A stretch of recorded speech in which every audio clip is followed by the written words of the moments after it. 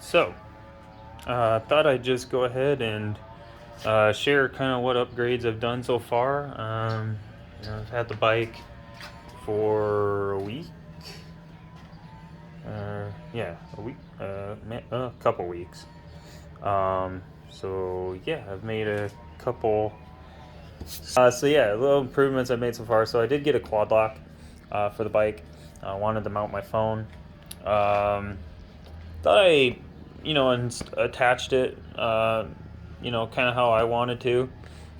So I just put it over here on the left. I want to leave room for other stuff, and unfortunately, there's not much handlebar room to go with on the Rikers. So, um, but I thought I'd put it over here. It works out good for me. So things I like about it, it definitely secures and holds your phone in place. There's no rickety movement or anything when I'm driving, which is good. I used to, on my motorcycle, I had just a very basic phone mount, and so I used to, um, just basically uh, clamped in with two plastic clamps on the side, and then I just used like a little rubber band, four-way rubber band thing that came with it that would go around the corners of the phone and hold it in place. And it was pretty secure with the rubber band. Like, I didn't have any notion that it would fall or go anywhere, but it did move a lot, which kind of gave the illusion that it could possibly fall out, and that made me kind of nervous. So I do definitely like the quad lock. Some things that I learned with it though, even though this says push here, I didn't really know that you literally had to push it in, mounting and unmounting it. I thought it was just for releasing. But no, apparently you have to push this in too, to get it secured on, and then you also have to mount the phone, um, at an angle like this.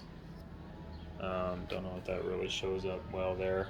Obviously, I can see my phone turning, but yeah, you have to put it at an angle because even though it has this on the phone case they include for your phone, you specifically choose out, what type of phone your phone is so that they can send you the proper case, because it's your case that mounts to this, not just your phone alone. So, there's a little hole in there that matches up with this, but it doesn't match up exactly like this. Your phone has these notches here instead of here. So you have to turn your phone so that the notches match in with the open spaces. And then you turn it just slightly, clockwise, and then it clicks in. So you can have a vertical position, you can have a horizontal position for your phone. So you can have your phone sideways or straight up and down. That's it. You can't, there is no 360 rotation or anything like that. So that is a little disappointing to me. I kind of would prefer having a 360 rotation so that I can just swivel my phone and adjust it on the fly on the go. You can't do that. You can, loosen this at any point, with the Allen wrench they provide, and then, lean it more forward or backward, or, shift it more at an angle if you need to. That's the only way to get like the 360 effect, so to speak. So, but yeah, not too big of a deal. I mean, the main thing is I just want my phone mounted so that I have it there. I have it visible 24/7. That's fine enough for me. So I think it was worth, the purchase, and I definitely recommend it. Another thing I had to do with that is I wanted to be able to mount my phone but still be able to charge it. Originally, I was just throwing my phone in the, front, to let it charge and whatnot. So I had to weave the charging cable. It's just a 3 foot, charging cable, USB-C. Got it down there. I have it, inserted a little bit under the panel there. Can't have it all the way under because obviously you need to be able to turn the bars left and right. So I made sure that I had enough room there to turn. Gave it a little bit of slack, and then I zip tied it, just basic short zip ties to mount it there. And then so yeah, basically it has just the right length to come over and plug in, whether I'm in the up and down or I'm in the horizontal.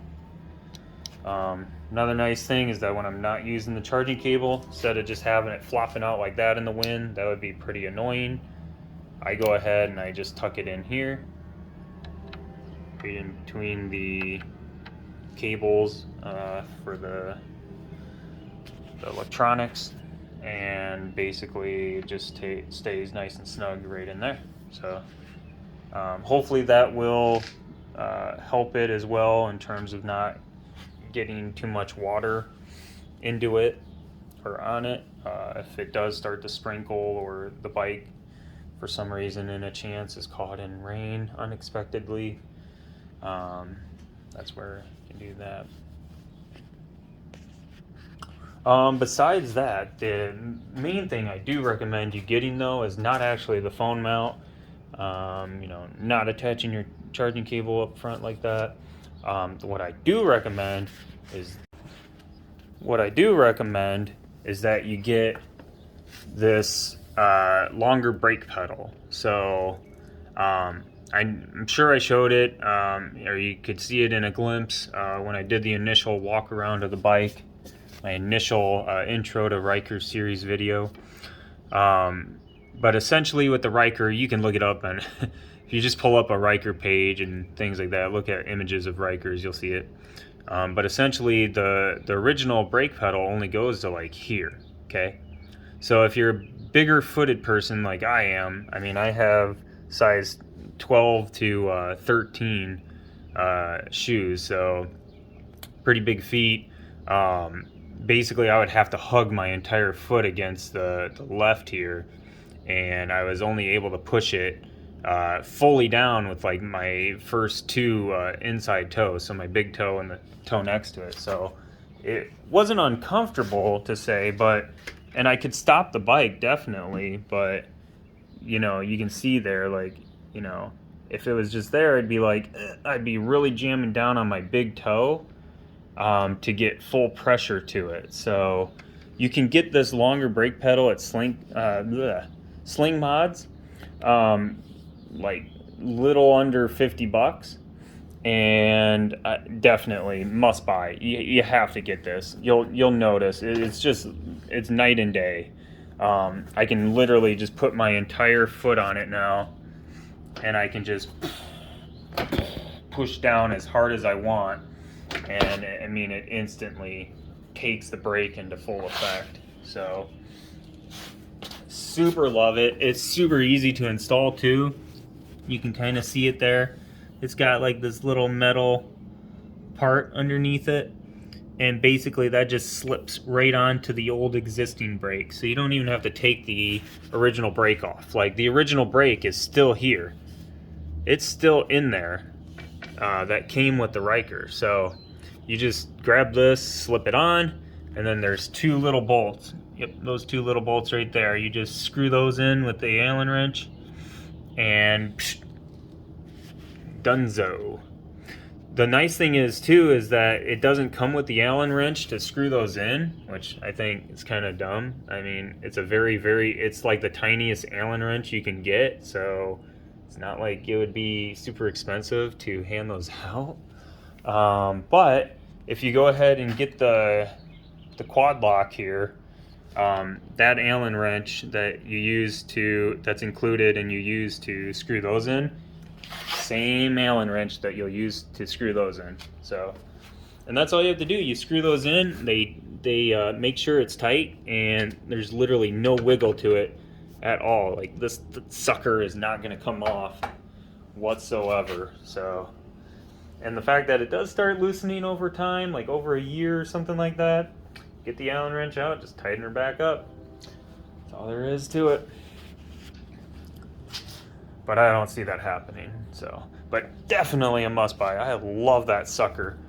The next thing I'm going to do for upgrades is basically grab some floorboards.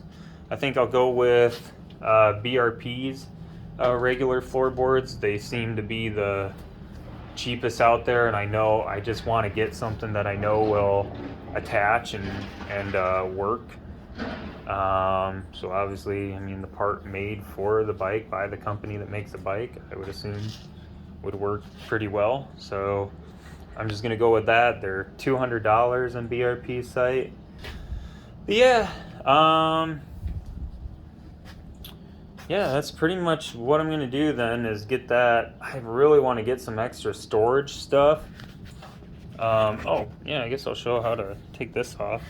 Other videos do it too, but if you want to take off the anything on the max mount, well, at least the passenger back seat, I think originally I had something saying you push down on that. That's not right. There's actually a little notch right where this is, but underneath, and you go ahead and you just push that up like that, kind of pull on it a bit, and it pops it up. Once that's popped up, then you can just take it off. Well, push it forward, so hit the back.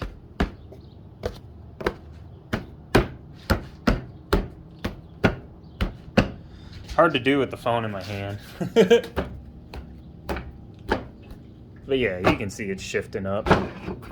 Ta-da! That's how you take it off. And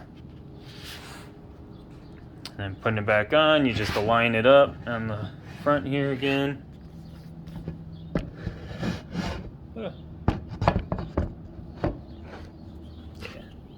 Just line it up basically with the grooves in the back, and then just pull it forward.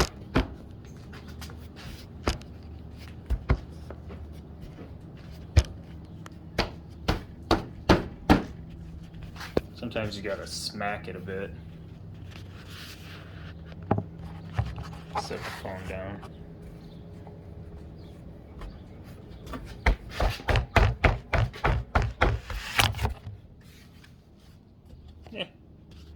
Yeah, you just pull it into place.